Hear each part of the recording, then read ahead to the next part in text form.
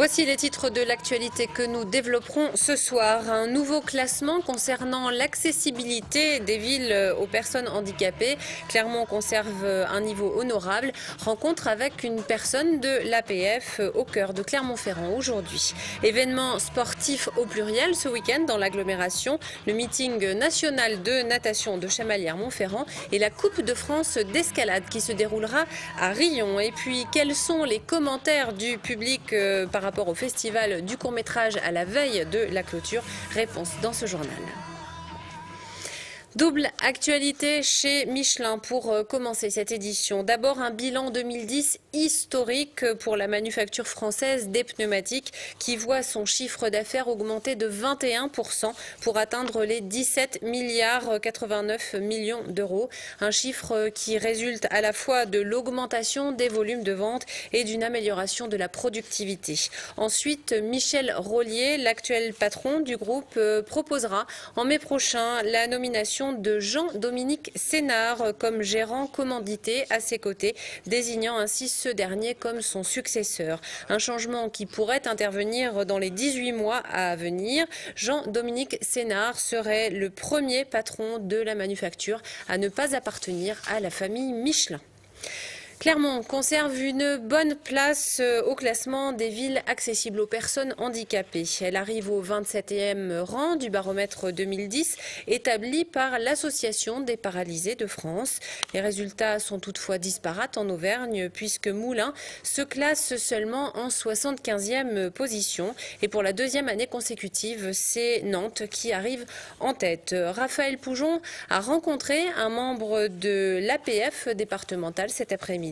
Il a pointé du doigt les atouts et les faiblesses en centre-ville de Clermont-Ferrand. La ville en fauteuil, Édouard Agostino la pratique depuis 1998, date de son accident de la route. Depuis, la voirie à Clermont a bien changé et plutôt dans le bon sens. Quand j'ai eu mon accident au début, on ne voyait pas trop de personnes en situation de handicap dans les rues parce que les rues n'étaient pas trop adaptées. Maintenant, c'est beaucoup mieux. Clermont a fait un gros effort pour l'aménagement justement des rues, l'accessibilité à tous les endroits publics, que ce soit administratifs ou autres.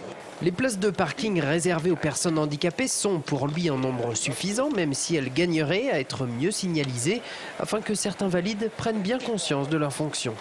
Après 19 h, on a des abus au niveau des stationnements un peu sauvages de personnes valides, quoi.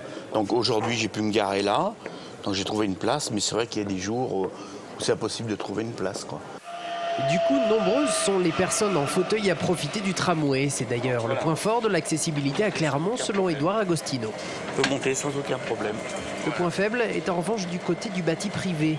De nombreux commerces et autres établissements accueillant du public n'appliquent toujours pas la loi handicap datant pourtant de 2005.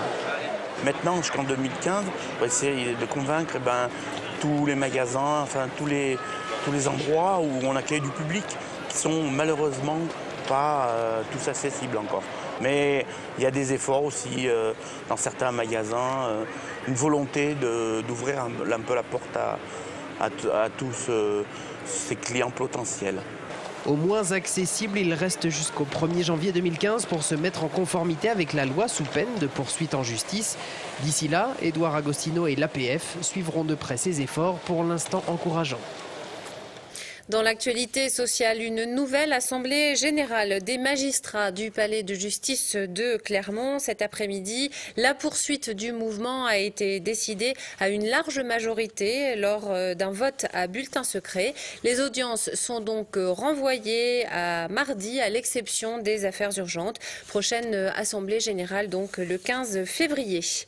Les suites judiciaires d'une polémique à Grandrif près d'Ambert. Un homme avait placé des déchets devant chez lui. Il considérait cela comme une œuvre d'art, mais la mairie n'était pas de cet avis et avait porté plainte. Aujourd'hui, le tribunal de Thiers a condamné l'artiste à détruire son œuvre dans les 8 jours. La mairie de Grandrif, elle, a obtenu 1 euro symbolique de dommages et intérêts. L'artiste compte faire appel de la décision. On passe au sport. 350 nageurs sont présents tout le week-end à la piscine de Chamalières. C'est en effet la 29e édition du meeting national de Chamalières-Montferrand, autrement dit de la section natation de l'ASM. Les athlètes viennent ici chercher leur qualification pour les championnats de France de natation. Catherine Lopez. À 5 semaines des championnats de France de Strasbourg, c'est la fin de la préparation pour les nageurs. Venus de 62 clubs, des minimes aux seniors, ils viennent avant tout chercher une qualification. Pour d'autres, c'est un meeting de travail, à l'image de Sébastien Rouault, champion d'Europe du 1500 mètres. C'est une des rares têtes d'affiche de ce meeting, difficile d'attirer les stars des bassins. Je ne sais pas que c'est difficile, mais c'est délicat. Aujourd'hui, on est en concurrence ce week-end plusieurs meetings. Le meeting de Nice, de Toulouse, Paris, Béthune. Et un certain nombre de nageurs de l'équipe de France sont dans leur club aujourd'hui, soit à Toulouse, soit à Nice, soit sur le nord de la France. Donc c'est un peu plus compliqué cette année. Après 2 ans d'absence, le meeting national de Chamalières fait son grand retour. Les gradins devraient faire le plein. Depuis les JO d'Athènes, la natation a enfin trouvé son public. Je crois qu'à travers le résultat de l'équipe de France cet été à Budapest, on a fini première nation européenne pour la première fois de notre histoire devant la Russie. Les nageurs français ont été très médiatisés, la natation a été mise en avant, mise en valeur. Et je crois que nos champions, qui sont de beaux champions, et nos résultats nous ont mis sous les feux de l'actualité ces derniers mois. Pendant 3 jours, les compétitions vont s'enchaîner. Demain, elles auront lieu de 16h à 20h et dimanche de 15h30 à 18h. Autre événement sportif du week-end, la Coupe de France d'escalade qui se déroule à Riom les 12 et 13 février. Une compétition placée sous le signe de l'éco-responsabilité qui compte à la fois des épreuves de difficulté et de vitesse. 400 sportifs sont attendus. L'heure était donc aujourd'hui aux préparatifs au gymnase Aimé Césaire. Philippe Robert. Juchés dans leur nacelle, les ouvreurs installent les voies d'escalade en vue de la première Coupe de France de la discipline en Auvergne. Il faut visser les prises sur le mur et préparer les dégaines. Un travail technique sans règles précises ni plan. C'est de la création pure, entre guillemets. Donc on fait à peu près ce qu'on veut. On met les prises comme on veut sur le mur. Ce qu'il faut simplement, c'est qu'on arrive à juger, c'est assez subjectif, mais la difficulté de ce qu'on a fait par rapport à la capacité des grimpeurs à le réaliser. En qualif, évidemment, c'est un peu moins difficile. Pour les demi-finales et la finale, certaines prises seront enlevées, remplacées par d'autres. La difficulté allant bien sûr crescendo. Sur chaque manche, le même règlement. Chaque grimpeur dispose de 8 minutes pour atteindre le sommet d'une voie de 12 mètres environ. Les ouvreurs disposent les prises de manière à ce qu'on fasse des mouvements bien spécifiques. Donc après, faut s'adapter à la disposition des prises, l'orientation. Les prises, elles sont plus ou moins bonnes, donc après on fait en fonction et ça donne la difficulté d'une voie, son passage, sa trajectoire et voilà. Difficulté supplémentaire lors des phases finales, les concurrents grimpent à vue. C'est-à-dire que les grimpeurs n'ont jamais vu personne grimper dedans avant. Ils ont simplement une petite observation de 5 minutes pour regarder le parcours de la voie et les prises. Et ensuite, ils se débrouillent tout seuls, sans avoir vu personne, pour essayer d'aller le plus haut possible dans la voie. Une compétition dite de difficulté couplée avec une autre de rapidité. 2 grimpeurs monteront un mur de 12 mètres côte à côte. Le premier en haut sortira vainqueur. Les meilleurs devraient réaliser cette escalade en un peu moins de 6 secondes. Le spectacle est donc garanti. La Coupe de France d'escalade donc samedi et dimanche au gymnase Aimé Césaire, gymnase du lycée Pierre-Joël Bonté à Riom. Rugby et la reprise ce week-end du championnat de France après 15 jours de trêve. L'ASM Clermont-Auvergne joue à Montpellier pour le compte de la 18e journée du top 14. Un match que l'équipe clermontoise devra disputer sans ses internationaux. Martial Delecluse. Retenus par leur sélection nationale dans le cadre du tournoi des 6 nations, Aurélien Rougerie, Morgane Parra et les autres ne seront pas de la partie demain après-midi à Montpellier. Avec 7 absents, l'ASM Clermont-Auvergne est le club le plus touché. On sait que dans l'année, ça fait partie de la vie du groupe et justement c'est pour ça que c'est important d'avoir un groupe étoffé et surtout qui soit sollicité tout au long de la saison pour rester dans les automatismes et de rester dans le match. Donc non, ça ne pose pas vraiment de problème. Après, Verne, on s'adapte, on avait anticipé les choses et on en avait pas mal parlé avant, donc c'était assez simple. Pas si simple car l'ASM Clermont-Auvergne affronte une équipe de Montpellier qui n'a pas gagné en championnat depuis le mois de décembre. Mais côté clermontois, on fait confiance aux joueurs en manque de temps de jeu. Il y a un vivier de bons joueurs, de jeunes joueurs qui sont là et qui sont très prometteurs, qui ont plein de qualités. Et je crois qu'il faut le voir comme une chance pour ces joueurs-là, notamment ces jeunes joueurs qui sortent du centre de formation, de pouvoir s'exprimer, de pouvoir montrer toutes les qualités qu'ils ont. Privé de ses cadres, l'ASM qui enregistre le retour de Jamie Cudmore compte bien ne pas revenir bredouille de son voyage à Montpellier. Sur les 4 dernières saisons, l'ASM s'est imposé à 3 reprises en terre héroltaise.